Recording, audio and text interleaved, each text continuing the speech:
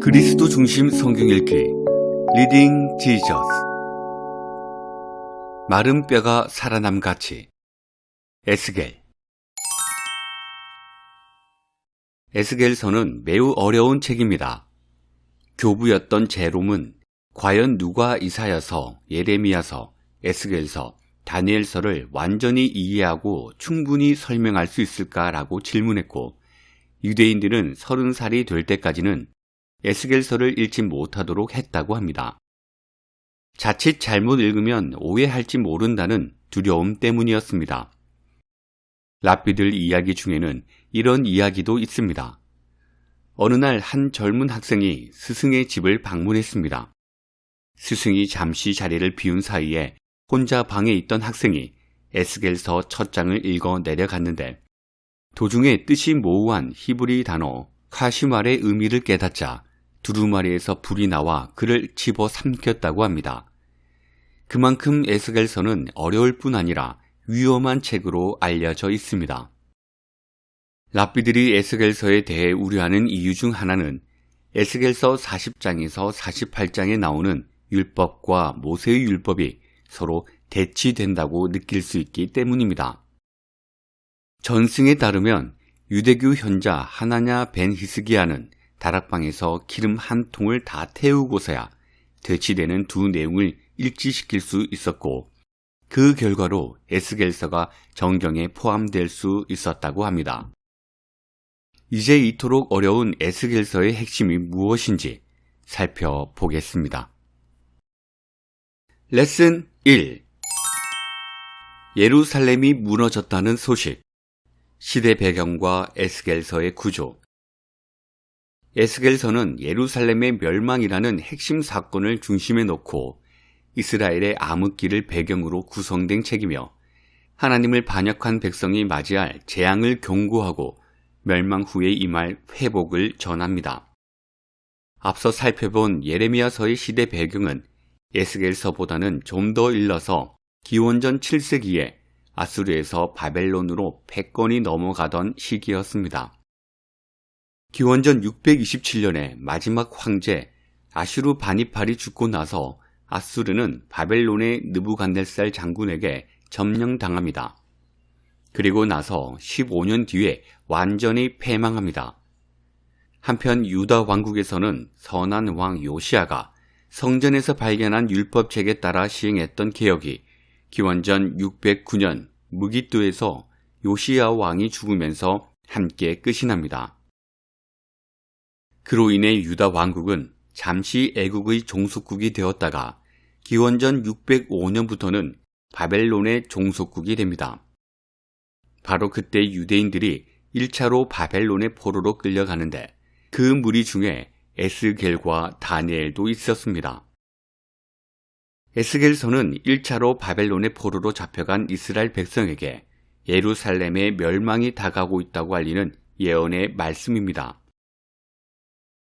결국 기원전 586년에 시드기야가 바벨론의 반란을 일으키면서 유다 왕국은 주권을 상실하고 예루살렘은 멸망하는데, 하나님께서는 이 모든 일을 예레미야와 에스겔에게 이미 경고하신 바 있습니다. 에스겔서의 전체 구조와 내용은 대략 4부분으로 나뉩니다. 1장에서 3장은 에스겔 선지자의 부르심과 사명을, 4장에서 24장은 유다와 예루살렘의 멸망이 곧 임한다는 예언을 기록합니다. 그리고 25장에서 32장은 주변 이방 족속이 심판받는다는 예언이 나오는데, 여기서 소망이 조금씩 보이기 시작합니다. 아브라함과의 언약에서 하나님은 너를 축복하는 자에게는 내가 복을 내리고 너를 저주하는 자에게는 내가 저주하겠다라고 약속하셨는데, 적어도 저주에 관한 부분은 여전히 유효하다는 것을 보여주기 때문입니다. 이처럼 이방 민족을 향한 저주는 하나님 백성을 공격한 것에 대한 심판입니다. 마지막으로 33장에서 48장은 백성과 땅을 향한 새 소망에 대해 말씀합니다. 따라서 에스겔서 전체 구조의 전환점이자 중추가 되는 지점은 에스겔서 24장입니다. 24장에서는 에스겔과 함께 바벨론의 포로로 잡혀있던 백성들에게 예루살렘이 멸망했다는 참담한 소식이 전해집니다. 그 이전까지 에스겔의 메시지는 소망의 내용도 약간 포함하고 있었으나 주로 심판에 관한 내용이었습니다. 하지만 24장 이후로부터 주로 소망에 관한 내용을 전하면서 현실에 안주하지 말라고 계속해서 당부합니다. 이제 우리는 1장에서 3장, 37장, 38장에서 39장, 40장에서 48장에 나오는 에스겔의 주요 환상들을 살펴보겠습니다. 레슨 2. 어디나 계시며 함께 하시는 분. 에스겔의 부르심. 1장에서 3장. 다른 선지서처럼 에스겔서도 에스겔이 선지자로 사명을 받는 구체적인 장면으로 시작합니다. 1장 1절에서 3절은 에스겔 선지자가 사로잡혀간 백성과 함께 머물면서 바벨론 그발 강가에서 사역하는 모습을 보여줍니다. 이로써 추방된 하나님 백성에게도 그분의 말씀이 임했다는 사실을 알 수 있습니다. 그런데 당시 고대 근동의 신들은 땅과 그 땅에 사는 사람들과 밀접하게 연결되어 있었습니다. 이런 면에서 에스겔의 사역은 매우 독특하고 중요합니다. 예레미야서도 추방당한 백성에게 임한 하나님의 말씀이긴 했으나 예레미야는 이스라엘 땅에 남아 있으면서 말씀을 전했습니다. 하지만 에스겔서는 이방 땅에 거하는 선지자를 통해 그와 함께 사로잡혀간 백성에게 여호와의 말씀이 임했음을 보여줍니다. 에스겔은 하늘이 열리는 환상 속에서 영화로운 하나님의 영광을 보는데 이사야의 환상과는 사뭇 대조적입니다. 이사야가 본 위험이 가득한 환상이 정적이었다면 에스겔이 본 환상은 매우 동적이었습니다. 이사야는 성전에 앉아 계신 여호와를 보았지만 에스겔은 바벨론에 사로잡혀 있는 백성에게 폭풍으로 임하시는 여호와를 봅니다. 이처럼 에스겔서는 하나님이 예루살렘 성전에 갇혀 계시지 않고 살아서 역사하시고 움직이시며 어디를 가시는 분임을 보여줍니다. 물론 곧 무너질 예루살렘 성전을 생각할 때 이것이 좋은 징조만은 아니었습니다. 이 환상은 두 가지 주요한 이미지, 즉 역동적인 이미지와 심판의 이미지를 보여줍니다. 여호와께서 폭풍을 타고 풀과 번개에 둘러싸인 용사의 모습으로 임하시는데 여호와의 병거를 몰고 오는 폭풍은 유다 왕국의 원수들이 늘 거했던 북쪽에서 내려옵니다. 즉 하나님의 용사가 하나님의 백성을 심판하러 오시는 것입니다. 미국 서부 영화의 한 장면처럼 원주민들이 주인공이 탄 마차 주변을 빙빙 돌며 화살을 쏘고 있을 때 저 멀리에서 나팔 소리가 들리며 기병대가 달려오는데 그들이 자기 편이 아니라 오히려 원주민들 편임을 깨닫는 격입니다. 에스겔서의 주요 환상은 여러 면에서 창세기를 배경으로 합니다. 강한 폭풍은 창조뿐 아니라 노아의 홍수를 생각나게 하고 창세기 1장 6절에서 궁창이 나오는 것처럼 그룹들의 머리 위로 궁창이 펼쳐진 것을 보여줍니다. 그리고 하나님의 광채는 비 오는 날 구름에 있는 무지개 같다고 묘사하면서 창세기 9장 사건을 떠올리게 합니다.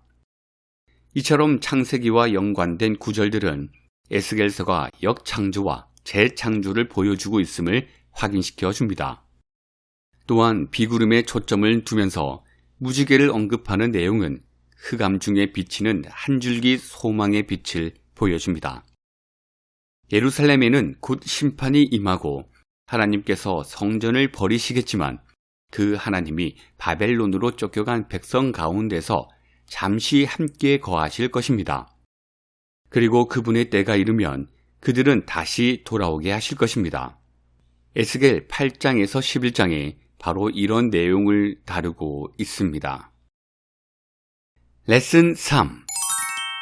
완전히 불가능한 기적, 마른 뼈 환상, 37장. 소망에 대해 말씀하는 에스겔 후반부의 37장은 마른 뼈 환상을 보여줍니다. 바벨론에 있는 마른 뼈 골짜기는 죽음의 장소인데 예루살렘 성전이 있는 높은 산과 대조를 이룹니다. 이제 하나님의 백성은 여기서 건져내어서 생명의 땅으로 들어가야 합니다.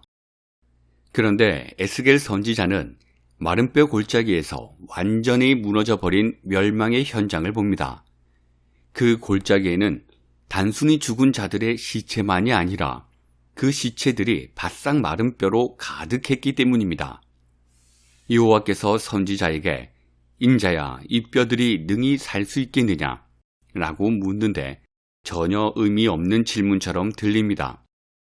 하나님의 백성은 그들의 죄로 인해 완전히 산산조각이 났고 마른 뼈들에는 생기도 없고 더 이상 이어갈 이야기도 없어 보입니다.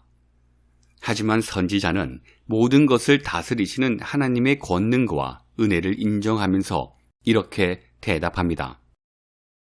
주 여호와여, 주께서 아시나이다. 당연히 여호와 하나님은 이런 마른 뼈들조차 능히 살리실 분이기 때문입니다. 그러면 이런 뼈들이 어떻게 살아날 수 있을까요? 선지자가 여호와의 말씀을 선포할 때 생기가 들어감으로써 가능해집니다.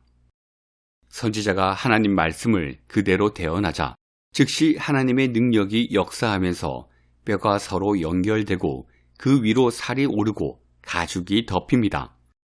하지만 여전히 그 속에 생기는 없습니다. 마치 하나님의 말씀이 실패한 듯 보이고 주관자 하나님조차 어쩔 수 없는 것처럼 보입니다. 하지만 하나님은 두 번째 대언할 말씀을 선지자에게 주십니다. 이번에는 생기가 사방에서 불어와서 하나님 백성에게 들어가 그들을 살아나게 하라고 명하십니다. 여기서 생기는 다시금 생명을 불어넣는 능력을 주고 에스겔은 그 능력이 임하는 통로가 됩니다. 그는 이미 사역을 시작하면서 생기가 들어오는 경험을 했습니다. 하나님의 놀라운 위엄을 두 번이나 보고 나서 죽은 자처럼 땅에 엎드려졌는데 두 번 모두 하나님의 영이 임해 그를 일으켜 세우셨습니다. 그리고 이제 마른 뼈들에게도 똑같은 일이 일어나고 있습니다. 에스겔이 먼저 경험한 일을 이제 새로워진 이스라엘이 경험하고 있는 것입니다. 이 환상의 의미를 알려주는 예언의 말씀이 바로 뒤이어 나옵니다. 이 뼈들은 이스라엘 온 족속이며 그들은 이제 자신들이 처한 상황의 심각성을 인정합니다. 이 환상의 의미를 알려주는 예언의 말씀이 바로 뒤이어 나옵니다. 이 뼈들은 이스라엘 온 족속이며 그들은 이제 자신들이 처한 상황의 심각성을 인정합니다. 그들에게는 소망이 없었고 생명의 근원 되시는 하나님의 임재에서 끊어졌다고 느꼈습니다. 하지만 하나님은 스스로 죽은 자라고 느끼는 그들의 생각에 조금도 반박하지 않으시고 오히려 그들이 죽은 자라는 사실을 더 확실하게 확인해 주면서 미래의 소망이 있다고 확증해 주십니다. 미래의 소망이 확실한 이유는 그들이 성전을 다시 지으려고 노력했기 때문이 아니라 하나님께서 그들을 구원하시고 성전을 다시 짓겠다고 작정하셨기 때문입니다. 레슨 4. 모든 나라가 다 일어나도 최후의 전투 38장에서 39장.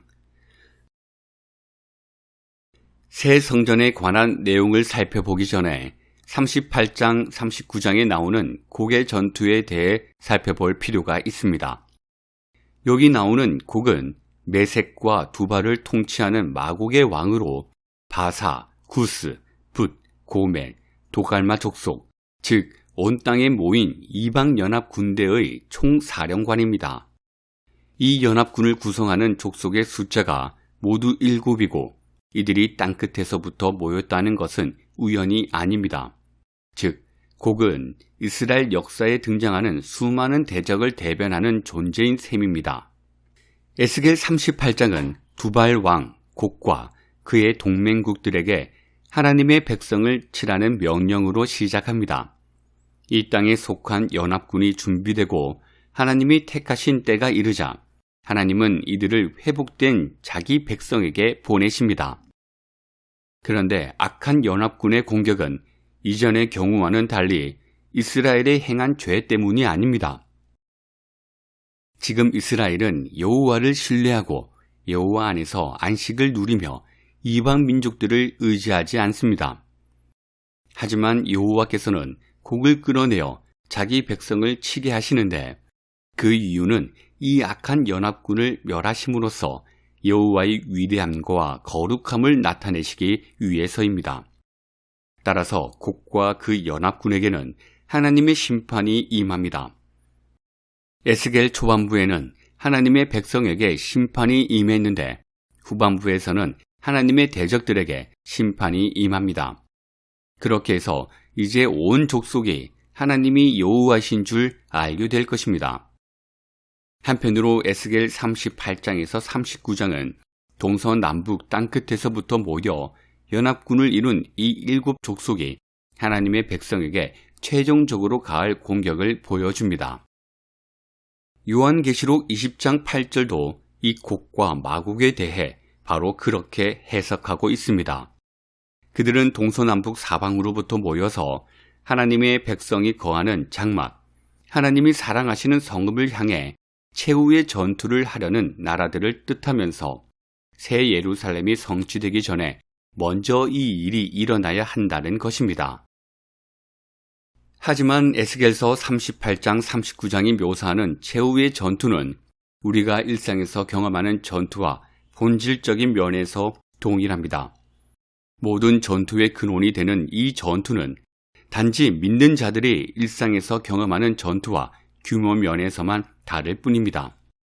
요한 1서 2장 18절에서처럼 적 그리스도가 마지막 때에는 수많은 적 그리스도로 나타나듯이 에스겔서에서 회복된 이스라엘을 치려는 곡과 그를 따르는 악한 무리는 하나님의 백성을 멸하기 위해 끊임없이 노력해온 사단의 모습을 궁극적으로 표현한 것입니다.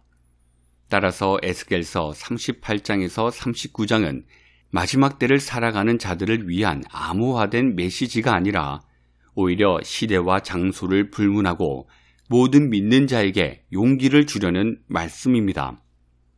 악한 세력이 무슨 짓을 하더라도 하나님의 목적과 그분의 승리는 영원히 견고히 서 있을 것입니다. 레슨 5. 마침내 도래할 새로운 질서. 새 성전 40장에서 48장. 에스겔서 마지막 부분인 40장에서 48장은 새 성전의 환상으로 완전한 새 하늘과 새 땅의 새로운 질서를 보여줍니다. 그 질서를 건축적으로 묘사하여 성전 건축 도면 형태로 성전 섬기는 자들의 의무와 제사에 관한 새로운 율법 제정의 형태로 그리고 생수의 강과 땅의 분배를 통한 지리적 형태로 전달합니다. 핵심은 여호와께서 오셔서 그 백성 가운데 다시 거하실 때 그들은 반드시 스스로를 죄에서 정결하게 해야 한다는 것입니다. 에스겔서의 새 성전은 성전을 건축한 담이 매우 높다는 점이 특징입니다. 이는 부정해지는 것을 방지하기 위한 장치입니다. 또한 백성과 땅을 정결하게 하는 제사를 드리는 번제단도 두드러지는데 새 성전의 지리적 중심부는 바로 이 번제단입니다. 이는 과거 장막과 옛 성전의 지리적 중심이 지성소 안에 언약궤였던 점과는 대조적입니다. 여기서 제사장에게 주어진 새로운 규례들은 이전에 모세에게 주신 율법과 조화를 이루기 힘들 뿐 아니라 그 율법과 조화를 이루기 위해 기록된 내용도 아닙니다. 하지만 이 규례들도 모세 율법과 동일한 주제에 초점을 두고 있습니다. 백성이 마땅히 있어야 할 곳에 거하고 올바른 제사를 드림으로써 하나님께서 그분의 백성 가운데 거하실 수 있게 한다는 점이 강조됩니다. 또 다른 특징은 새 성전에서 나오는 생수의 강입니다. 이 강은 성전에서 흘러나와 땅을 새롭게 합니다. 문지방 밑에서 스며 나오는 물로 시작하여 잠시 후에는 건너지 못할 강이 됩니다. 하나님이 행하시는 일들이 처음에는 무의미하고 사소해 보일 수 있지만 그분께서 원하시는 바를 결국 성취하실 때 이를 막을 사람은 아무도 없습니다. 예수님께서 말씀하셨던 겨자씨 비유처럼 말입니다. 하지만 생수의 강은 단지 생명을 주는 데서 끝나지 않고 죽은 것까지도 살려냅니다. 그 땅에 거하는 생물들에게 생수의 근원을 공급할 뿐만 아니라 사해의 바닷물로 죽은 것 같았던 땅을 다시 살려내서 사람들은 그곳에서 처음으로 물고기를 잡을 수 있게 됩니다. 마지막 48장에는 새로워진 땅을 분배하는 내용이 자세히 나옵니다. 먼저 약속의 땅의 경계를 묘사합니다. 처음 그들에게 주셨던 약속의 땅의 지명들과 같은 이름을 사용하여 이 땅이 바로 하나님께서 아브라함에게 하신 약속의 성취임을 강조합니다. 또한 성소를 중심으로 땅을 재분배하여 약속의 땅 한가운데에 여호와의 성소가 자리합니다.